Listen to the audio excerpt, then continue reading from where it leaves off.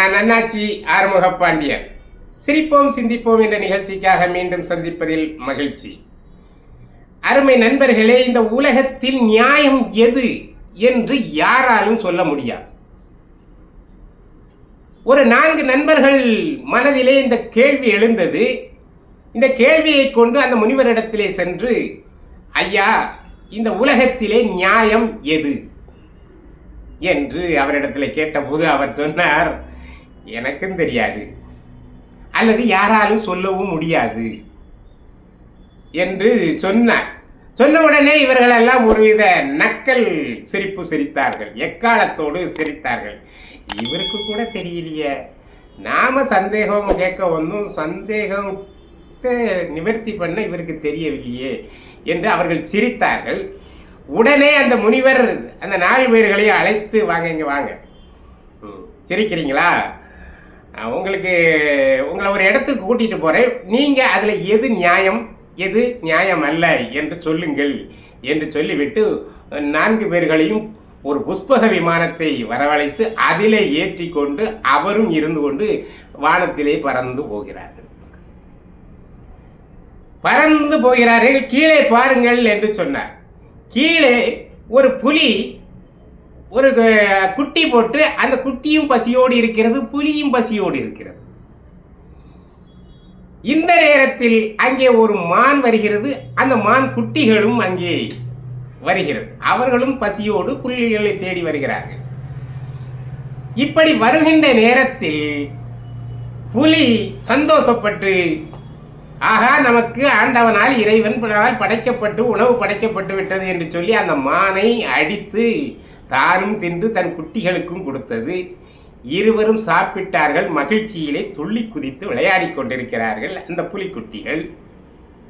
ஆனால் மானோடு ஓடி வந்த குட்டிகள் தன் தாயை இழந்துவிட்டு தவிப்போடு அது கண்ணீரோடு அங்கே நிற்கின்றன.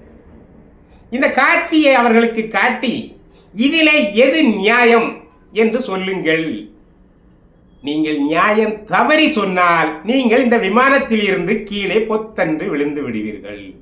எங்க வானத்தில் இவர்களுக்கு இந்த 4 பேர்களுக்கு ஒருவித பயம் வந்தது. இவர் சொல்லட்டாலும் விழ போறதில்லை போல் இருக்கு. ஏன்னா வானத்தில் போய்கிட்டு இருக்கிறாங்க, புஷ்பக விமானத்தில் போய்கிட்டு இருக்கிறாங்க. அதனால சரி ஐயா சொல்லுகிறோம் அப்படின்னு சொன்ன உடனே ஒருத்தன் சொன்னான், ஐயா, இந்த புலி செய்தது சரி, அதற்கு பசி ஏற்பட்டது. தன் பசியை தீர்ப்பதற்காகவும் தன் பிள்ளைகளின் தன்னுடைய குட்டிகளின் பசிகளை தீர்ப்பதற்காகவும் தன் எதிரே வந்த மானை அடித்து சாப்பிட்டதில் எந்த தவறும் இல்லை. ஆகவே புலி செய்தது சரி என்று சொன்னான். உடனே பொத்துனி கிளம்பிட்டான். அப்போ அந்த பதில் சரியல்ல என்று தெரிஞ்சு போச்சா? இப்போ 2வது நபரை எந்திரித்து, ஐயா, அந்த புலி செய்தது தவறு. தனக்கு பசி வந்தாலும் கூட எதிரே இருக்கிறவர்களுக்கும் பசி இருக்கிறது, அது தன் குட்டியோடு அழைகின்றது. ஆகவே தாயை அடித்து சாப்பிட்டால் குட்டி பரிதவிக்கும் என்று நினைக்காமல் அந்த புலி அந்த மானை அடித்தது தவறு என்றார். நமக்கெல்லாம் சரி மாதிரி தானே தெரியும். ஆனால் அதுவும் சரியல்ல. அவனும் பொத்து நிக்கல வந்துட்டான். பிறகு இருக்கிறது 2 பேரும் பயம் நடுங்கிறான். 3வது உள்ளவன் எந்திரிச்சா. ஏன்னா அவரு சரின்னு சொன்னதும் ஏத்துக்கல, தப்புன்னு சொன்னதும் ஏத்துக்கல. அதனால அவன் ஒரு மழுப்பலான பதிலை சொன்னான். முனிவர் ஐயா, அந்த புலி செய்ததும் சரி, இந்த மான் செய்ததும் சரி என்று ஒரு மழுப்பலான பதிலை சொன்னான். பாருங்க, இவன் 2ம் கேட்டான். அங்கேயும் போக முடியல, இங்கேயும் போக முடியல. இப்படி ஒரு பதிலை சொன்னான். அதனால அவனும் பொத்துனி கீழே வந்தாச்சு. இருக்கிறது ஒரே ஆள் தான் இருக்கிறான். முனிவர் சொன்னாரு, தம்பி, நீனாவது சரியாக சொல்லுப்பா அப்படின்னு. இவன் சொன்னான், ஐயா, நானோ மனிதன், அதுவோ விலங்குகள்.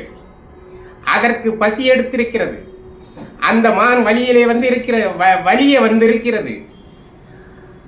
ஆனால் இதிலே எனக்கு எது நியாயம் என்று எப்படி ஐயா தெரியும்? எனக்கு சம்பந்தம் இல்லாத ஒரு விஷயத்தை நான் எப்படி சொல்வது? ஆகவே எனக்கு தெரியாது. படைப்பின் நோக்கம் கடவுளுக்கு மட்டும்தான் தெரியும். ஆகவே இதில் நியாயம் அநியாயம் பற்றி பேசுவதற்கு எனக்கு தகுதி இல்லை, என்னை விட்டுவிடுங்கள் என்றார். இதுதான் சரி என்று முனிவர் ஏற்றுக்கொண்டார். அருமை நண்பர்களே, தங்களுக்கு தெரியாத விஷயங்களில் நியாயம் அநியாயத்தை பேசுவதற்கு நாம் யார்? ஆண்டவன் நம்மை படைத்தான் 6 அறிவு படைத்த மனிதனாக. ஆனால் மற்ற 5 அறிவுகள், ஓரறிவு, ஈரறிவு, 3 அறிவு, 4 அறிவு உயிரினங்களையும் ஏன் படைத்தான் என்பது யாருக்காவது தெரியுமா? கொடிய விஷமுள்ள நாகத்தை ஏன் படைத்தான் என்று தெரியுமா?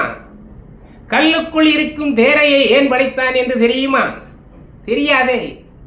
அப்படி தெரியாத சமயத்தில் அவைகளுக்குள் நடக்கின்றவை நியாயம், தர்மம், அநியாயம் பற்றி நம் எப்படி சொல்ல முடியும்? ஒருவன் ஒரு இடத்திற்கு போவதற்கு வழி கேட்கின்றான். உனக்கு தெரிந்தால் தானே சொல்ல வேண்டும். ஆனால் நிறைய பேர் அப்படி தெரியல. தனக்கு எல்லாம் தெரிகிற மாதிரி திருநெல்வேலிக்கு போகணும்னு வழி கேட்டா அவன் தென்காசிக்கு போகிறதுக்கு வழி சொல்கிறான். சமீபத்தில் எங்களுக்கு கூட அப்படி ஒரு சுவையான சம்பவம் நடந்துச்சு. திருநெல்வேலியில் காருக்கு கேஸ் போடுறதுக்காக வெளியே அவுட்டர் பக்கத்தில் அந்த பம்பு இருக்குது. அங்கே போயிட்டு மறுபடியும் அதே வழியில் வரக்கூடாதான். ஆகவே வேறு வழியாக வர வேண்டும் என்று சொன்ன உடனே ஒருவரிடம் கேட்டோம். அவர் சொன்ன பாதை இருக்கு பாருங்க. அவர் திருநெல்வேலியிலிருந்து ரெட்டையார்பட்டி போய், முனஞ்சிப்பட்டி போய், மூலகரப்பட்டி போய், நாங்கினேரி போய் மறுபடி திருநெல்வேலிக்கு வர்ற வழியை சொன்னார். 3 மணி நேரம் ஆச்சு. இப்படியெல்லாம் வழி சொல்லி விடுவார்கள். ஏன் இது நியாயமா? உனக்கு தெரியாததை தெரியாது என்று ஒத்துக்கொள்வது தானே நியாயம். ஆகவே நமக்கு எது தெரிகிறதோ அதை பற்றி தான் நாம் பேச வேண்டும். அதுதான் நியாயமாக இருக்கும். இந்த உலகத்தில் எது நியாயம் என்று சொல்வதற்கு நமக்கு எந்த ரைட்ஸும் கிடையாது. காரணம், ஏதோ ஒரு காரணத்திற்காக படைத்தவனால் அது நடக்கிறது, அந்த சம்பவம் நடக்கிறது. அதுதான் நியாயம். அவனுக்குத்தான் நியாயம் அநியாயம் தெரியும். மற்றவர்கள் எல்லாம் பார்வையாளராக இருந்துவிட்டு செல்வதுதான் நல்லது என்கின்ற அந்த கருத்தை அந்த முனிவர் அவர்களுக்கு தெரிவிப்பதற்காக இந்த கதையை சொல்லியிருக்கின்றார்கள். இப்போ போன்ற கதைகளெல்லாம் நமக்கு நல்ல அறிவை வளர்ப்பதற்கு ஒரு வழிகாட்டியாக அமையும் என்று கூறி மீண்டும் அடுத்ததொரு நிகழ்ச்சியில் சந்திக்கும் வரை விடைபெற்றுக் கொள்கிறேன். நன்றி, வணக்கம்.